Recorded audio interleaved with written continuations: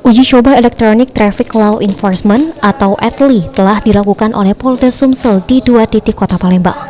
Dari uji coba tersebut telah terjaring sebanyak 31.000 pelanggar lalu lintas dan 43 diantaranya telah dikirim surat tilang oleh petugas kepolisian. Namun demikian, untuk saat ini Polda Sumatera Selatan belum menerapkan tilang karena masih menunggu usai dilakukannya launching oleh Mabes Polri yang rencananya dilakukan pada pertengahan Juli mendatang.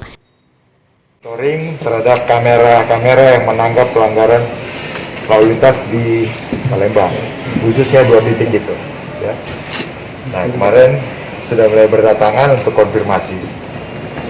Setelah kita kasih lihat, sekaligus sosialisasi kepada masyarakat bahwa kamera itu ada, bukan pajangan.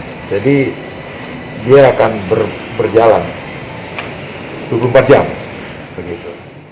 Sementara itu, terkait dengan bakal diterapkannya ETLI di Sumsel, khususnya Kota Palembang, pemerintahan Provinsi Sumatera Selatan melalui DPRD menganggarkan sebanyak 10 miliar untuk pemasangan ETLI di sejumlah titik. Antara sepuluhan miliar. Bisa disebutkan untuk apa aja? Untuk memasang alat-alat di beberapa titik. Berapa titik itu? Di sini yang titik kalau tidak salah di Simpang Caritas, Simpang DPRD, ada Simpang di Jakabaring, ada beberapa titik yang saya tidak. Ada 5 atau 6 titik yang harus kita.